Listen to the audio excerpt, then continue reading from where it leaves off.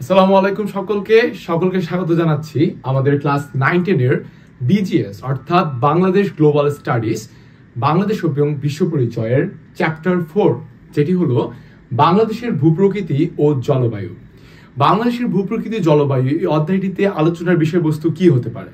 তোমরা নিশ্চয়ই নাম শুনে বুঝতে পেরেছো বাংলাদেশের প্রথমত প্রাকৃতিক যে পরিবেশটা এটি কেমন হতে পারে বা বাংলাদেশের জলবায়ু কিরকম, এই সকল বিষয় নিয়ে আমাদের আজকে আলোচনা। আমরা দেখব বাংলাদেশের কোন দিকে কেমন বনাঞ্চল রয়েছে, বাংলাদেশের কোন অংশের জলবায়ু কেমন হয়, বাংলাদেশের সমগ্র দেশটাতে বৃষ্টিপাত কেমন হয়, কিংবা আমাদের দেশে যে সকল জলবায়ুর কারণে প্রাকৃতিক দুর্যোগ বা অন্যান্য কিছু যেমন হয়ে থাকে সবকিছু আজকে আমরা লক্ষ্য করব। আমি এই ক্লাসে তোমাদের সাথে রয়েছি নাজমুল করিম অর্ণব, পড়াশোনা করছি ইসলামী বিশ্ববিদ্যালয় কুষ্টিয়াতে আইন বিভাগে এবং আমি নরডম কলেজে আমি স্টুডেন্ট ছিলাম। তো চলো শুরু করা যাক। আমাদের প্রথমেই আসছে বাংলাদেশের ভূপ্রকৃতি ও জলবায়ু। আমরা লক্ষ্য করতে পারছি বাংলাদেশ পৃথিবীর অন্যতম বৃহৎ বদ্বীপ, এটা আমরা সকলেই জানি। বাংলাদেশ পৃথিবীর অন্যতম বৃহৎ বদ্বীপ। সমগ্র বাংলাদেশ সামান্য পাহাড়ি অঞ্চল, সীমিত উঁচু ভূমি, নদী বিধৌত এক বিস্তীর্ণ সমভূমি নিয়ে গঠিত। দেখো, এই যে আমি তিনটা জিনিস দাগাইলাম, কেন দাগাইলাম? তিনটা জিনিস নিয়ে কিন্তু পুরো অধ্যায়টা, তোমরাও দাগাই নিবা। পাহাড়ি অঞ্চল আমরা লক্ষ্য করব আমাদের কোন কোন জায়গায়, দক্ষিণ পূর্বাঞ্চলে কিংবা আমাদের হচ্ছে যে পূর্ব পশ্চিমের দিকে কোন কোন জায়গায় আমাদের পাহাড় রয়েছে, কিংবা উঁচু ভূমি কোথায় কোথায় রয়েছে। পরবর্তীতে নদী বিধৌত এক বিস্তীর্ণ সমভূমি। দেখো, বাংলাদেশ কিন্তু নদীমাতৃক দেশ, এই কথাটা কিন্তু বলা হয়। কেন বলা হয়? নিশ্চয়ই এর পিছনে একটি কারণ রয়েছে। তার বড় কারণ হলো দক্ষিণ এশিয়ার মধ্যে যে সকল বড় নদী রয়েছে তার মধ্যে গঙ্গা, ব্রহ্মপুত্র, যমুনার অববাহিকায় কিন্তু বাংলাদেশ অবস্থিত, তাই না? তো সেই কারণে বাংলাদেশকে কিন্তু নদী মাতৃক দেশ বলা যেতে পারে। আবার এই জন্যই বলা হচ্ছে নদী বিধৌত এক বিস্তীর্ণ সমভূমি। এদেশের ভূপ্রকৃতি নিচু ও সমতল। বাংলাদেশের জলবায়ু মোটামুটি সমভাবাপন্ন। জলবায়ুর উপর মৌসুমী বায়ুর প্রভাব খুব বেশি, তাই বছরের বিভিন্ন সময়ে বিভিন্ন ঋতুর আগমন ঘটে। বিভিন্ন ঋতুতে এদেশের জলবায়ুর তারতম্যের কারণে আমরা কখনো গরম কখনো শীত অনুভব করি। কারণ দেখো, বর্তমানে কিন্তু আবহাওয়াটা পুরোটাই পরিবর্তন হয়ে গিয়েছে। শীতকালে আমরা কিন্তু শীত কম অনুভব করছি, যখন শীতকাল চলে যাচ্ছে গরম শুরু হচ্ছে তখন কিন্তু আমরা অতিরিক্ত মাত্রায় কি দেখা যাচ্ছে, শীতটা পেয়ে যাচ্ছি, বা শীতকালেও কখনো কখনো কোনো বছর বেশি শীত আমরা অনুভব করতে পারছি। আবার যখন গরমকালে আমরা দেখতেছি ইদানিং যদি বলি মানে প্রচন্ড অকল্পনীয় গরম আমাদের কিন্তু পড়ছে, তাই না? একদম পুরো হিট ওয়েভ জারি হয়েছে অনেক জায়গায়, হিট অ্যালার্ট জারি যদি বলি। তো এই সকল কারণের মানে কারণটা কি, এইসব ঘটনার কারণটা কি জন্য জলবায়ু এত পরিবর্তন হচ্ছে, দায়ী কে? সকল কিছুই আমরা এই অধ্যায়ে দেখতে পাবো, জানতে পারবো। চলে যাই। দেখো, কিছু এখানে চিত্র দেওয়া রয়েছে, এগুলো কিন্তু হচ্ছে জলবায়ুর পরিবর্তনের কারণে বা প্রভাবের ফলে কিছু প্রাকৃতিক দুর্যোগ, ঠিক আছে? যেমন এই দুর্যোগের নাম হচ্ছে নদী ভাঙন। আমরা এটা চিত্র দেখেই বুঝতে পারছি, নদী তার হচ্ছে আশেপাশের যে জমিগুলো রয়েছে সেগুলোকে ভেঙে নদীর গর্ভে ঢুকিয়ে দিচ্ছে। এটি আমরা দেখতে পাচ্ছি কি, এটা দেখতে পারি আমরা ভূমিকম্প, পরেরটা আমরা ভূমিকম্প, সেম জিনিস দেখতে পাচ্ছি। ওকে, তো ভূমিকম্প কিন্তু প্রাকৃতিক দুর্যোগ, ঠিক আছে? এটা কেন হয় যে প্লেট সরে যায়, সকল কিছু বিস্তারিত আমরা এই অধ্যায়ে জানতে পারবো। তো এই অধ্যায়ে যখন আমরা শেষ করার পরে আমরা কি কি নিয়ে জানতে পারবো এগুলো আমরা একটু দেখে নেই। কি কি বিষয়ে? বাংলাদেশের ভৌগোলিক অবস্থান সীমানা অবশ্যই জানতে পারবো। বিশ্ব মানচিত্রে বাংলাদেশের ভৌগোলিক অবস্থান ও ভূপ্রাকৃতিক অঞ্চল চিহ্নিত করতে পারবো। বাংলাদেশের ভূপ্রাকৃতিক অঞ্চলের শ্রেণীবিভাগ ও গঠন ব্যাখ্যা করতে পারবো। ভূপ্রাকৃতিক গঠন কিভাবে জনসংখ্যার বিস্তরণে প্রভাব বিস্তার করে। বাংলাদেশের ভূপ্রাকৃতিক মানে প্রাকৃতিক পরিবেশের জন্য বাংলাদেশের জনসংখ্যা কিন্তু বেশি। কারণটা কি? বাংলাদেশের যে নর এবং নারী, অর্থাৎ পুরুষ ও নারীর মধ্যে তাদের শরীরের প্রজনন ক্ষমতাটা, মহিলাদের প্রজনন ক্ষমতাটা একটু অতিরিক্ত বেশি হয়ে থাকে। অন্যান্য তুমি যদি জাপান দেখো বা অন্যান্য দেখো দেশের থেকে বেশি হয়। এর কারণটা হচ্ছে একমাত্র বাংলাদেশের প্রাকৃতিকগত একটু বৈচিত্র্যতা বা বিচিত্রতা, ঠিক আছে? এগুলো এখানে আমরা দেখতে পাবো। বাংলাদেশের ভূমি ব্যবহারের উপর জনবসতির বিস্তারের প্রভাব, পরিবেশ সংরক্ষণে উদ্বুদ্ধ হব। বাংলাদেশের সাথে দক্ষিণ এশিয়ার কয়েকটি দেশের অর্থাৎ ভারত, মিয়ানমার, নেপাল এইসব দেশের জলবায়ুর তুলনাটা করবো, মানে তাদের দেশের জলবায়ু কেমন হয়, আমাদের দেশের জলবায়ু কেমন হয় আমরা লক্ষ্য করব। বাংলাদেশের মানুষের জীবন জীবিকার উপর জলবায়ুর প্রভাব বিশ্লেষণ ও এই বিষয়ে প্রতিবেদন তৈরি করতে পারবো। ভূমিকম্পের ধারণা এবং কারণ ব্যাখ্যা করতে পারবো। বিশ্বের ভূমিকম্প প্রবণ দেশ হিসেবে পরিচিত কয়েকটি দেশের পরিস্থিতি কেমন হয় ওটাও দেখব। বাংলাদেশকে ভূমিকম্প প্রবণ অঞ্চল বলার কারণটা এটা আমরা ব্যাখ্যা করতে পারবো, এবং ভূমিকম্প ঝুঁকি মোকাবেলায় বাংলাদেশের প্রস্তুতি ও প্রয়োজনীয় পদক্ষেপটি ব্যাখ্যা করতে পারবো। পাশাপাশি জলবায়ু পরিবর্তন জনিত সমস্যা মোকাবেলায় সচেতন হব এবং অভিযোজনের সক্ষমতা লাভ করব। ভূমিকম্প পরবর্তী পরিস্থিতি মোকাবেলায় সহযোগিতার মনোভাব তৈরি করব। অর্থাৎ টোটাল চ্যাপ্টারে বাংলাদেশের প্রাকৃতিকগত যে বৈচিত্র্যতা, বাংলাদেশের ভূমি কি দিয়ে গঠিত, ভূমির স্তরগুলা, জলবায়ুর ব্যাপারে একটা ধারণা, এবং জলবায়ু পরিবর্তন হলে সেই পরিবর্তনের ফলে আমাদের বাংলাদেশে কি কি প্রাকৃতিক দুর্যোগ ঘটে যেতে পারে, সকল কিছু আমরা এই ভিডিওতে, এই ক্লাসে আমরা লক্ষ্য করব। ঠিক আছে, তো আমাদের চলে যাই আমরা মূল আলোচনাতে। সেটি হলো বাংলাদেশের ভূপ্রকৃতি। সেটি কি? বাংলাদেশের ভূপ্রকৃতি। লক্ষ্য করি, বাংলাদেশ পলল গঠিত একটি আর্দ্র অঞ্চল, অর্থাৎ পলিমাটির দেশ, নদীর জন্য হতে পারে।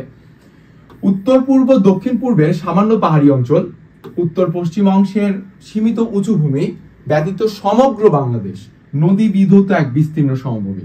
দেখো, আমি কিন্তু শুরুতে বলেছি দক্ষিণ এশিয়ার 3টি বড় নদী গঙ্গা, ব্রহ্মপুত্র, মেঘনা, এইসব অববাহিকায় বাংলাদেশ অবস্থিত।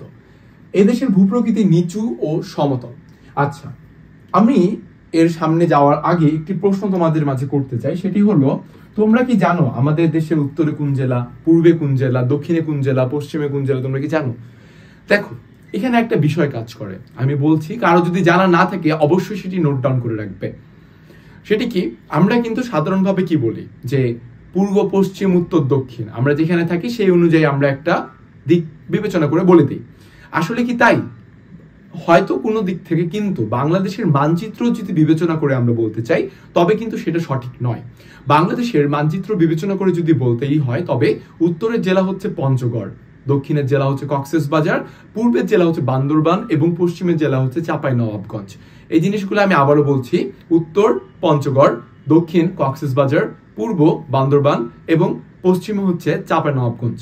এইগুলো তোমাদের কিন্তু ভবিষ্যতের জন্য কাজে লাগতে পারে, কোথায়? অ্যাডমিশনে বা যে কোনো তোমার কম্পিটিটিভ এক্সামে, ঠিক আছে, সাধারণ জ্ঞান হিসেবে। তবে এটা জিনিস কেন বললাম, কারণ আমরা বর্তমানে বাংলাদেশের মানচিত্র সম্পর্কিত একটা অধ্যায় পড়ছি, সেখানে ভূপ্রকৃতির কথা রয়েছে, জলবায়ুর কথা রয়েছে।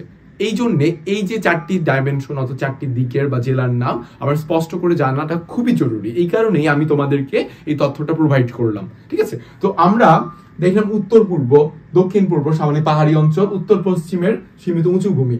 আচ্ছা, গেলাম। পরবর্তী যাই, ভৌগোলিক অবস্থান এবং সীমানা ব্যাপারে। এশিয়া মহাদেশের দক্ষিণে বাংলাদেশের অবস্থান। কোন দিকে? দক্ষিণে। বাংলাদেশ 20 ডিগ্রি, দেখো এইটার মাধ্যমে কিন্তু এটা মানে ডিগ্রি বোঝায় এবং এটা মানে বোঝায় মিনিট। তো বাংলাদেশ 20 ডিগ্রি 34 মিনিট উত্তর অক্ষরেখা থেকে 26 ডিগ্রি 38 মিনিট উত্তর অক্ষরেখার মধ্যে এবং 88 ডিগ্রি 01 মিনিট পূর্ব দ্রাঘিমা রেখা থেকে 92 ডিগ্রি 41 মিনিট পূর্ব দ্রাঘিমা রেখার মধ্যে অবস্থিত।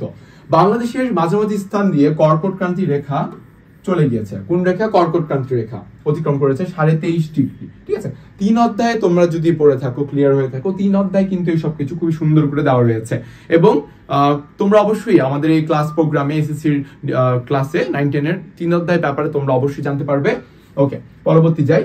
পূর্ব পশ্চিমের সর্বোচ্চ বিস্তৃতি 440 কিলোমিটার এবং উত্তর উত্তর পশ্চিম থেকে দক্ষিণ পূর্ব প্রান্ত পর্যন্ত সর্বোচ্চ বিস্তৃতি 760 কিলোমিটার। ওকে, এগুলো অত ইম্পর্টেন্ট না, তবে ইম্পর্টেন্ট হচ্ছে মেইনলি এই যে এই অবস্থানগুলো 20 ডিগ্রি 34 মিনিট থেকে উত্তর থেকে 26 ডিগ্রি 38 মিনিট উত্তর রেখা পর্যন্ত এবং 88 ডিগ্রি 01 পূর্ব দ্রাঘিমা থেকে 92 ডিগ্রি 41 পূর্ব দ্রাঘিমা রেখার মধ্যে অবস্থিত। এটা খুব ইম্পর্টেন্ট, এটা তোমাদের অবশ্যই মাথায় রাখতে হবে।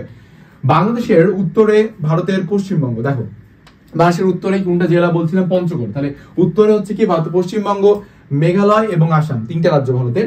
পূর্বে হচ্ছে কি আসাম, ত্রিপুরা, মিজোরাম, পূর্বে হচ্ছে আসাম, ত্রিপুরা, মিজোরাম এবং মিয়ানমার। ঠিক আছে, এবং দক্ষিণে কি বঙ্গোপসাগর, এবং পশ্চিমে ভারতের পশ্চিমবঙ্গ অবস্থিত। বাংলাদেশের এবং ভারতের সাথে, অর্থাৎ বাংলাদেশের মানচিত্রের পাশে, বাংলাদেশের পাশে ভারতের কয়টি রাজ্য থাকলো? তাহলে 5টা। কি কি? পশ্চিমবঙ্গ, মেঘালয়, আসাম 3টা এবং ত্রিপুরা, মিজোরাম 5টা। ঠিক আছে, এবং মিয়ানমার আরেকটা দেশ আছে। সো 2টা দেশ এবং একদিকে হচ্ছে পুরোটাই কি সাগর।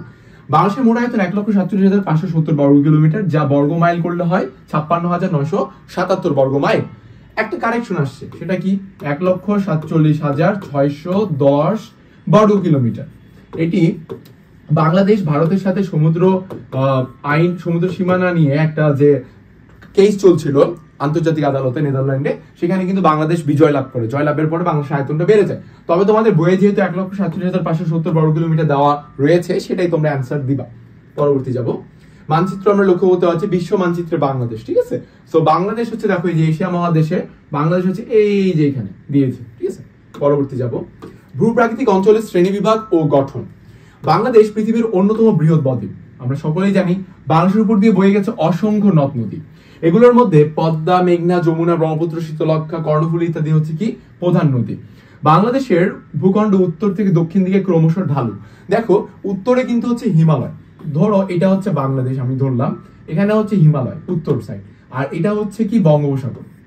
এবং বেশিরভাগ নদীর কিন্তু উৎপত্তি স্থল হচ্ছে হিমালয় পর্বত। তো হিমালয় পর্বত থেকে যখন নদীগুলো উৎপত্তি হয়, সেগুলো কিন্তু একদম পুরো উপর থেকে ঢালু আকারে নিচে ডাউন হয়ে যায়। দ্যাটস মিন উত্তর থেকে দক্ষিণ দিকে কিন্তু ঢালু আকারে পড়ে যাচ্ছে, তাই না? তো যখন নদীগুলো উপর থেকে নিচে আসতেছে, তখন কিন্তু স্বাভাবিকভাবেই সেগুলো কোথায় আসবে? বঙ্গোপসাগরে এসে মিশে যাবে। এবং আমরা জানি যে প্রত্যেকটি নদী বঙ্গোপসাগরে এসে শেষে মিশে যায়। এই কারণে দেখো উত্তর দিক থেকে দক্ষিণ দিকে ক্রমশ কি বলা হচ্ছে? ঢালু। ওকে, ফলে এইসব নদ নদী উপনদী শাখা নদী উত্তর দিক থেকে দক্ষিণে বঙ্গোপসাগর অভিমুখে আসে, যেটি বললাম। বাংলাদেশের উত্তর পূর্ব এবং দক্ষিণ পূর্বাংশের পাহাড়িয়া অংশ ব্যতীত প্রায় সমগ্র দেশটি এসব নদ নদীর পলল দ্বারা গঠিত সমভূমি, অর্থাৎ পলিমাটি দ্বারা গঠিত সমভূমি। বাংলাদেশের প্রায় সমগ্র অঞ্চল এক বিস্তীর্ণ সমভূমি, ঠিক আছে। আচ্ছা, সমভূমির ব্যাপারে যেহেতু আসতো, বাংলাদেশের সবচেয়ে সমুদ্রপৃষ্ঠ থেকে উঁচু জেলা কোনটা তোমরা কি জানো? সমুদ্রপৃষ্ঠ থেকে সবচেয়ে উঁচু জেলা কোনটা তোমরা কি জানো? সেটা বলতে পারবে? সেটি হচ্ছে উত্তরবঙ্গের দিনাজপুর, ঠিক আছে। দিনাজপুর হচ্ছে বাংলাদেশের সমুদ্রপৃষ্ঠ থেকে উঁচে আছে, মানে হচ্ছে উপরে আছে সবচেয়ে বেশি। দিনাজপুর কত মিটার উপরে? 37.50 মিটার উপরে সমুদ্রপৃষ্ঠ থেকে, এবং এটা হচ্ছে একমাত্র সবচেয়ে উঁচু জেলা, ঠিক আছে, দিনাজপুর। ওকে, বাংলাদেশের সামান্য পরিমাণে উচ্চভূমি রয়েছে। ভূপ্রকৃতির ভিত্তিতে বাংলাদেশের প্রধানত 3টে শ্রেণীতে ভাগ করা হয়। কয়টি শ্রেণীতে? 3টি শ্রেণীতে। কি কি সেটা? টারশিয়ারি যুগের পাহাড় সমূহ, প্লাইস্টোসিন কালের সোপান সমূহ এবং সাম্প্রতিক কালের প্লাবন সমভূমি। সেগুলো কি? টারশিয়ারি যুগের পাহাড় সমূহ, প্লাইস্টোসিন কালের সোপান সমূহ এবং সাম্প্রতিক কালের প্লাবন সমভূমি, ঠিক আছে। পরবর্তী দেখি, টারশিয়ারি যুগের পাহাড় সমূহ। বাংলাদেশের মোট ভূমির প্রায় 12% এলাকা নিয়ে টারশিয়ারি যুগের পাহাড় সমূহ গঠিত। কত শতাংশ? 12, অর্থাৎ বাংলাদেশে টারশিয়ারি যুগের পাহাড় রয়েছে 12%। আজ থেকে প্রায় 2 মিলিয়ন বছরের আগেও টারশিয়ারি যুগে হিমালয় পর্বত উঠিত হওয়ার সময় এই সকল পাহাড় সৃষ্টি হয়েছে। 2 মিলিয়ন, ঠিক আছে। 1 মিলিয়ন সমান কত? 10 লাখ, তাহলে 2 মিলিয়ন কত? 20 লক্ষ বছর আগে। ওকে, এই অঞ্চলের পাহাড়গুলোকে 2 ভাগে ভাগ করা হয়। কয় ভাগে? 2 ভাগে। একটা হচ্ছে দক্ষিণ পূর্ব, আরেকটা হচ্ছে উত্তর পূর্বাঞ্চল। একটা হচ্ছে কি দক্ষিণ পূর্ব, আরেকটা হচ্ছে উত্তর ও উত্তর পূর্বাঞ্চলের পাহাড় সমূহ। এগুলো কিন্তু খুবই মাথায় রাখতে হবে। টারশিয়ারি যুগে কত পার্সেন্ট? এটা মাথায় রাখবেন আপনারা, 12%। পরবর্তীতে মাথায় রাখতে হবে কোনটা, যে কোন 2 ভাগে ভাগ করছে কোন অঞ্চলে? দক্ষিণ পূর্বাঞ্চলে একটা ভাগ এবং উত্তর পূর্বে আরেকটি ভাগ, ঠিক আছে। পরবর্তী দেখবো দক্ষিণ পূর্বাঞ্চলের পাহাড় সমূহ কি। রাঙামাটি, বান্দরবান, খাগড়াছড়ি, কক্সবাজার ও চট্টগ্রাম জেলার পূর্বাংশ এই অঞ্চলের অন্তর্গত। এই অঞ্চলের পাহাড়গুলোর গড় উচ্চতা কত? 610 মিটার। অত ইম্পর্টেন্ট না, বাট অঞ্চলগুলো কি কি এটা ইম্পর্টেন্ট। বর্তমানে বাংলাদেশের সর্বোচ্চ শৃঙ্গের নাম হচ্ছে তাজিং ডন বিজয়। দেখো এটা কিন্তু খুবই ইম্পর্টেন্ট, তাজিং ডন বিজয়, ঠিক আছে। এটা আমরা অনেকেই জানি যে বাংলাদেশের সবচেয়ে বড় পাহাড়ের নাম, যার উচ্চতা হচ্ছে 1231 মিটার। ঠিক 1 মিটার কমে এটি হয়েছে। আচ্ছা, তাজিং ডন বিজয় কোথায় অবস্থিত? বান্দরবানে। তাজিং ডন বিজয় বান্দরবান জেলায় অবস্থিত। বাংলাদেশের দ্বিতীয় সর্বোচ্চ শৃঙ্গ হচ্ছে কিওক্রাডন, যার উচ্চতা 1230 মিটার। দেখো 1 মিটারের জন্য কিন্তু কি হয়েছে? ডিফারেন্সটা ক্রিয়েট হয়েছে, রাইট? এছাড়া এই অঞ্চলের আরো 2টি উচ্চতর পাহাড় চূড়া রয়েছে। সেগুলো হচ্ছে কি মোলক মুরাল 1000 মিটার এবং গিরামিট, সেটি হচ্ছে কত? 915 মিটার। এই অঞ্চলের পাহাড়গুলো বেলে পাথর, কর্দম এবং শেল পাথর দ্বারা গঠিত। তাহলে আমার এখানে মোস্ট ইম্পর্টেন্ট তথ্য কি? সেগুলো হচ্ছে দক্ষিণ পূর্বাঞ্চলের, অর্থাৎ দক্ষিণ পূর্বাঞ্চলের জায়গাগুলো কি কি আমরা জানলাম, এবং সে বাংলাদেশের সর্বোচ্চ শৃঙ্গের নাম কি? সেটা হচ্ছে তাজিং ডং বিজয়। দ্বিতীয় সর্বোচ্চ শৃঙ্গের নাম হচ্ছে কি? কিওক্রাডন। পার্থক্য কি? 1 মিটার, 1231, 1230। একটা মনে রাখলে কিন্তু হয়ে যাবে, ঠিক আছে। এবং কোথায় অবস্থিত? বান্দরবানে। পরবর্তী যাব উত্তর উত্তর পূর্বাঞ্চলের পাহাড় সমূহ। ময়মনসিংহ নেত্রকোনা জেলার উত্তরাংশ অর্থাৎ ময়মনসিংহ নেত্রকোনা জেলার উত্তরাংশ, সিলেট জেলার উত্তর ও উত্তর পূর্বাংশ এবং মৌলভীবাজার হবিগঞ্জ জেলার দক্ষিণের পাহাড়গুলো নিয়ে অঞ্চলটি গঠিত। অর্থাৎ উত্তর এবং উত্তর পূর্বাঞ্চলের যে পাহাড়গুলো রয়েছে এগুলো মূলত ময়মনসিংহ নেত্রকোনা, সিলেট এবং মৌলভীবাজার হবিগঞ্জ জেলার দক্ষিণ অঞ্চলের দক্ষিণের পাহাড়গুলো নিয়ে এটি অঞ্চলটি গঠিত। এই পাহাড়গুলোর উচ্চতা 244 মিটারের বেশি নয়। উত্তরের পাহাড়গুলো স্থানীয়ভাবে টিলা নামে পরিচিত। ঠিক আছে, উত্তরের পাহাড়গুলো স্থানীয়ভাবে কি টিলা নামে পরিচিত।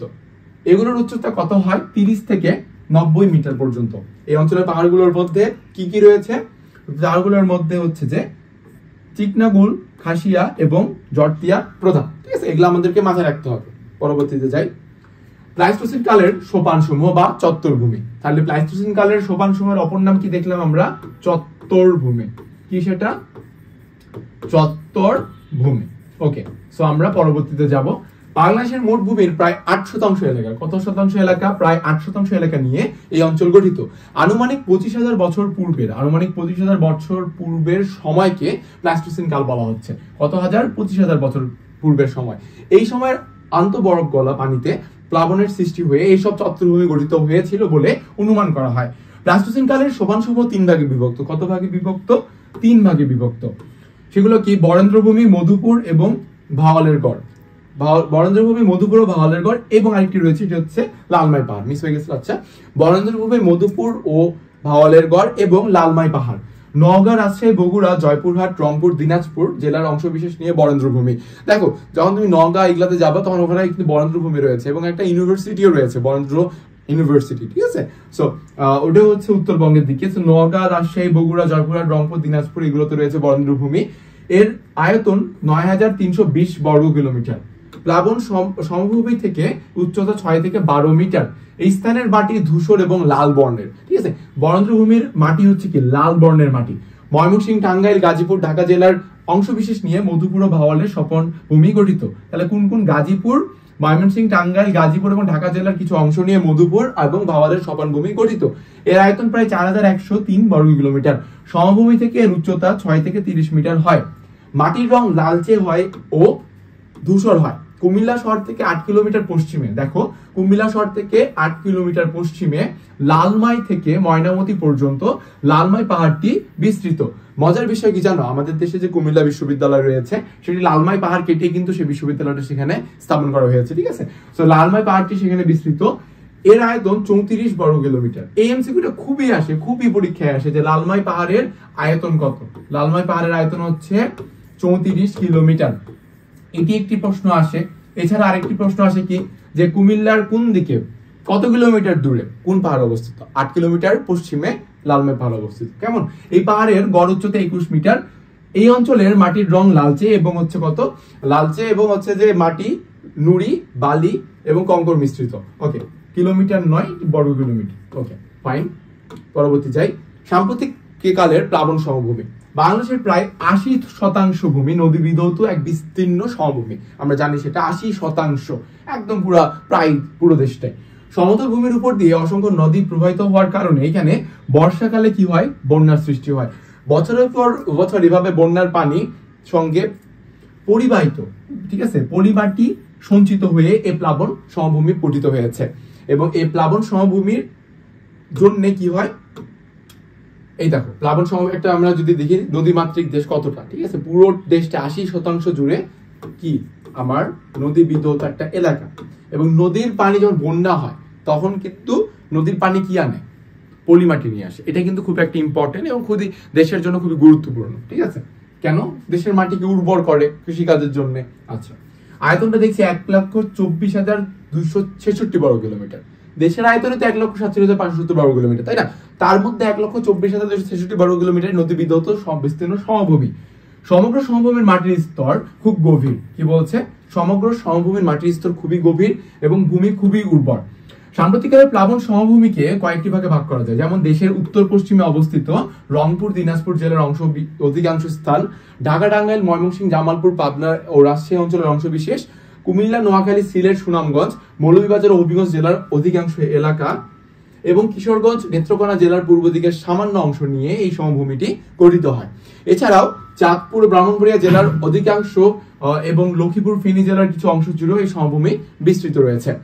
হিমালয় পর্বত থেকে আনিত পলল দ্বারা এই অঞ্চল গঠিত। দেখো বারবার বলছি, হিমালয় থেকে কিন্তু সব নদী আসে, তাই না? নদীগুলো এসে শেষমেশ কোথায় মিশে যায়?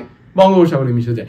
তো এই যে পলল নিয়ে আসছে, সেই পলল অর্থাৎ পলি মাটি, এর মাধ্যমে কিন্তু বাংলাদেশের যে মাটিগুলো সেগুলো উর্বর হচ্ছে বেশি বেশি করে। ঠিক আছে, ওকে। ফরিদপুর, কুষ্টিয়া, যশোর, খুলনা, বরিশাল, পটুয়াখালী এবং ঢাকা অঞ্চলের অংশবিশেষ নিয়ে বদ্বীপ সমভূমি গঠিত।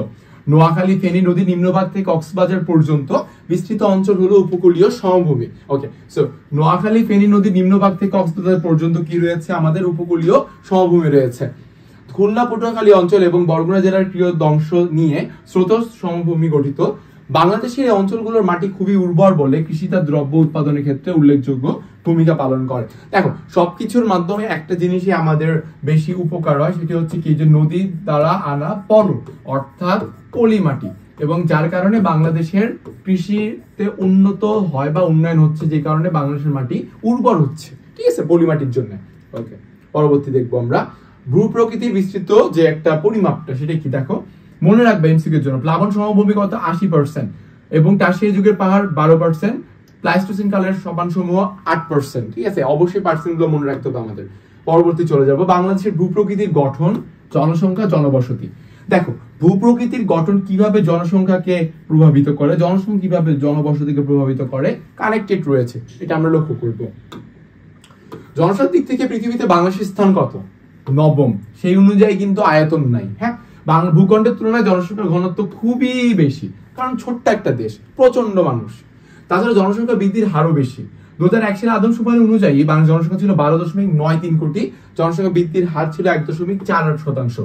প্রতি বর্গ কিলোমিটার জনসংখ্যার ঘনত্ব ছিল কত? 876 জন।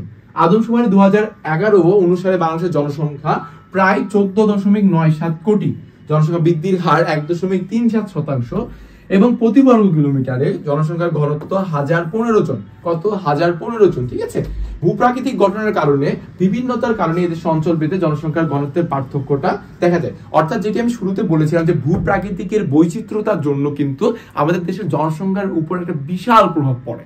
ঠিক আছে, এদেশের নারীর মধ্যে প্রজনন ক্ষমতাটা একটু বেশি হয় কি জন্য? ভূপ্রাকৃতিকের কারণে।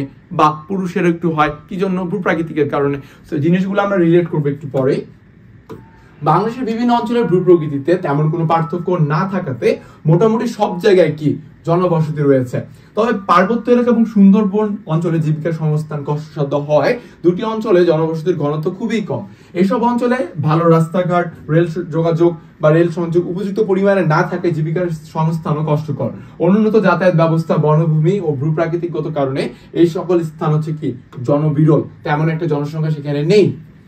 সমতল নদী অববাহিকা অঞ্চল উর্বর পলিমাটি দ্বারা সৃষ্ট।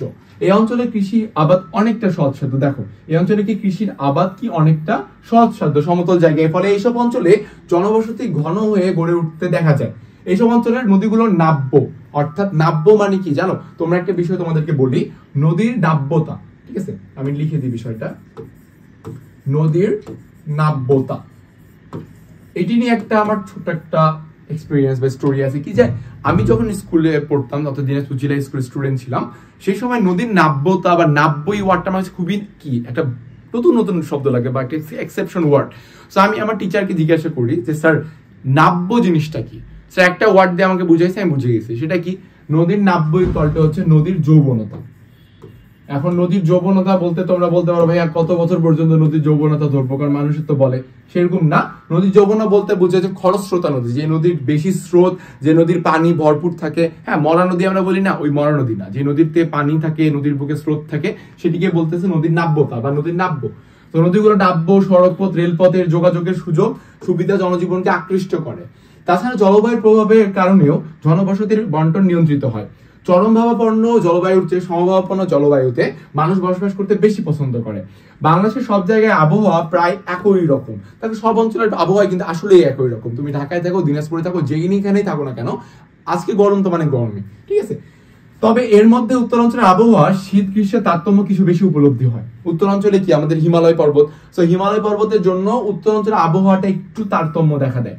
কৃষির অনুকূল জলবায়ু চাষাবাদ এবং শস্য উৎপাদন সহায়ক বলে সমভূমি মানুষের বসবাসকে আকৃষ্ট করে। ঠিক আছে, একটা কথা বলে সবাই যে উত্তরবঙ্গে যে সকল জায়গাগুলো সমতল ভূমি, সেই সকল জায়গাতে যদি অন্য জেলা থেকে লোক আসে, অর্থাৎ উত্তরবঙ্গের বাইরে দক্ষিণবঙ্গ পশ্চিমবঙ্গ থেকে যদি কেউ এসে থাকে আমাদের উত্তরবঙ্গে দেশের, তো ওই দেশের উত্তরবঙ্গ অঞ্চলে গেলে তারা কিন্তু আর ফেরত আসতে চায় না। ঠিক আছে, সেখানেই তারা পরিবার গঠন করে, সেখানেই তারা জায়গা জমি কিনে বাড়ি করে সেখানে বসবাস স্থাপন করার সুযোগ সৃষ্টি করে নেয়। কেন? কারণ ওখানে শস্য উৎপাদনের সহজ, জলবায়ু ভালো, সমভূমি সব মিলে। ঠিক আছে, বাংলাদেশে যেসব অঞ্চলে খনিজ সম্পদ পাওয়া গেছে সেসব অঞ্চলে জীবিকার সন্ধানে বহু শ্রমিক কর্মচারী জড়ো হয়ে এলাকাটিকে ঘনবসতিপূর্ণ করে তুলেছে।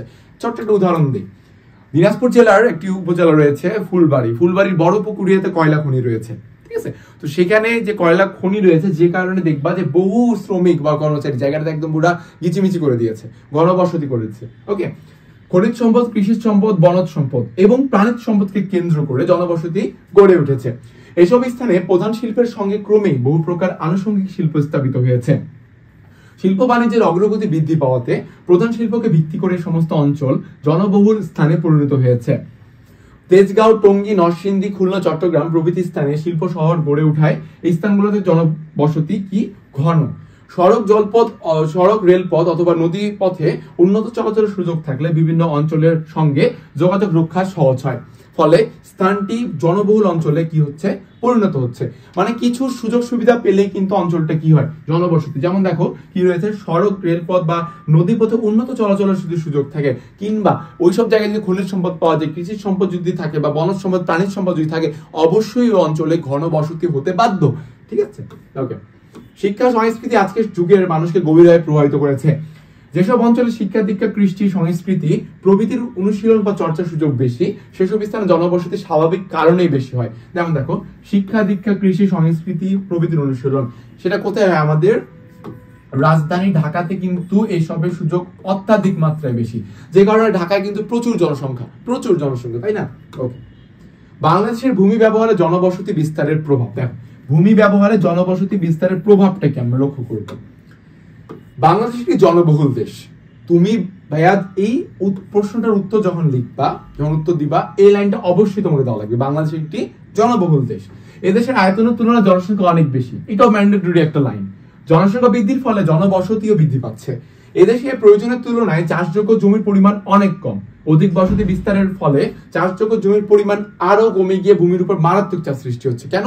কারণ বাংলাদেশে যে সকল চাষযোগ্য জমি অর্থাৎ আবাদি জমি ছিল এমনিতেই পরিমাণে কম, তার উপরে জনসংখ্যা বেশি হওয়ার কারণে ধানের আবাদি জমিগুলোকে কি করছে, উৎখাত করে সেগুলোতে বসতি স্থাপন করছে, যার ফলে কি হচ্ছে, বাংলাদেশের শস্য উৎপাদন অনেক মাত্রায় কমে যাচ্ছে দিনে দিন। ঠিক আছে, আমাদের দেশে যে জনসংখ্যা ক্রমবর্ধমান হারে বৃদ্ধি পাওয়ায় কৃষি জমির উপর অব্যাহত চাপ পড়ছে বাড়িঘর নির্মাণের জন্য উপযুক্ত জমির উপর। বস্তুত বাংলাদেশে ইতিমধ্যে গ্রাম এবং শহরে বাসস্থান সমস্যা দেখা দিয়েছে। প্রক্ষান্তরে কৃষি জমিগুলো উত্তরাধিকারীদের মধ্যে বন্টিত হতে হতে খণ্ড বিখণ্ড হয়ে যাচ্ছে। অর্থাৎ মনে করো, তোমার দাদার কাছে ছিল 100 বিঘা জমি, সেটি তোমার দাদার কাছে 100 বিঘা, তোমার দাদার কাছে আসে ঠেকলো কত, 50 বিঘা। 50 বিঘা তোমার বাবার কাছে আসে ঠেকলো কত, হচ্ছে 30 বিঘা। কথার কথা, তোমার বাবা থেকে তোমার কাছে ঠিকবে হচ্ছে 20 বিঘা, তোমার থেকে তোমার ছেলে, তোমার সন্তানের কাছে যাবে 10 বিঘা বা 5 বিঘা। মানে এই যে খণ্ড বিখণ্ড হয়ে যাচ্ছে। ঠিক আছে, আর এই খণ্ডিত জমিতে বৈজ্ঞানিক পদ্ধতিতেও চাষাবাদ হয় না। জনবসতি বৃদ্ধির জন্য বহু আবাদি জমিতে ঘরবাড়ি বানানো হচ্ছে। 30 বছর আগে যে পরিবারের জমির পরিমাণ ছিল 100 বিঘা, তার পরিমাণ বর্তমানে দাঁড়িয়েছে 10 বিঘা, দেখেছো, বা তারও কম। ওকে, 1974 সালে মাথাপিছু জমির পরিমাণ ছিল 0.28 একর। কত ছিল? 0.28 একর। বর্তমানে তা দাঁড়িয়েছে 0.25 একর। বর্তমানে আরো কিন্তু কম, ভবিষ্যতে এর পরিমাণ আরো হ্রাস পাবে। জনসংখ্যার আধিক্য এবং জনবসতি বিস্তারের প্রয়োজনীয়তায় মানুষ এখন ভূমির স্বাভাবিক প্রকৃতি ও ব্যবহারকে বদলে দিয়েছে। খালবিল ভরাট করে বন জঙ্গল কেটে মানুষ এখন বসতি করছে। এভাবে চলতে থাকলে একসময় প্রাকৃতিক বিপর্যয় অনিবার্য হয়ে উঠবে অবশ্যই।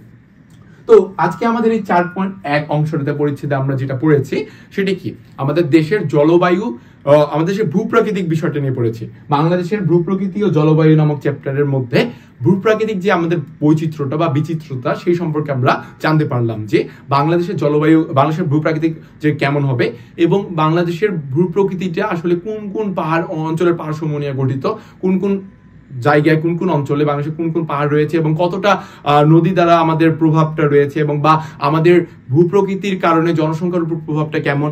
এরপরে জনসংখ্যার জন্য জনবসতি যে গড়ে উঠেছে এর কারণে কৃষি জমি বা আমাদের শস্য উৎপাদনে কতটা প্রভাব পড়ছে, সকল কিছু বিষয়ে আমরা জানতে পারলাম। আচ্ছা, ভালো কথা। একটি জিনিস আমার মুখে বারবার বাজছিল, জলবায়ু সম্পর্কে পরবর্তী ক্লাসে বিস্তারিত থাকছে। আশা করি এই ক্লাসে তোমরা সকলে বুঝতে পেরেছো এবং বাংলাদেশের ভূপ্রাকৃতিক যে বৈচিত্র্যতা রয়েছে, যে লাইনগুলো তোমাদের আমি দাগিয়ে দিয়েছি সেই লাইনগুলো অবশ্যই তোমরা বইয়ে দাগাবে এবং যখন তোমরা ক্লাসটি করবে বইটিও সাথে নিয়ে পড়বে, যার ফলে তোমরা লাইনগুলো দাগিয়ে নিতে পারবে খুব সহজে। এবং যে কোনো ধরনের প্রশ্ন, যে কোনো ধরনের সমস্যা যদি তোমাদের মনে হয় যে আমি বুঝতে পারছি না, আমাদেরকে তোমরা জানাও, যথাযথভাবে চেষ্টা করবো তোমাদেরকে আমরা সেটার সমাধান দেওয়ার। এবং সহজভাবে যেগুলো বিশ্ব পরিচয়ের অনেক পড়ায় রয়েছে যেগুলোকে আমাদের মনে হয় মুখস্থ করতে হবে, হ্যাঁ কিছু পড়া তো অবশ্যই মুখস্থ করতে হয়, যেমন অঙ্কের সূত্র, ঠিক তেমনই কিছু বিশ্ব পরিচয়ও কিছু রয়েছে সূত্রের মতো যেগুলো তোমাকে অবশ্যই মুখস্থ করতে হবে। এছাড়া কিছু জিনিস আমরা রয়েছে যেগুলো আমরা গাধার শ্রম অনুযায়ী কিন্তু পড়বো না, সেগুলো কি করবো, প্রোডাক্টিভ ওয়েতে আমরা যাবো। ঠিক আছে, তো আমাদের কাছে সাথেই থাকো, আমাদের কাছে তোমরা জানাও তোমাদের কথা, আমরাও তোমাদেরকে যথাসাধ্য সেগুলো সমাধানের চেষ্টা করব। আশা করি সবাই ক্লাসটি বুঝতে পেরেছো। ধন্যবাদ সকলকে। আসসালামু আলাইকুম।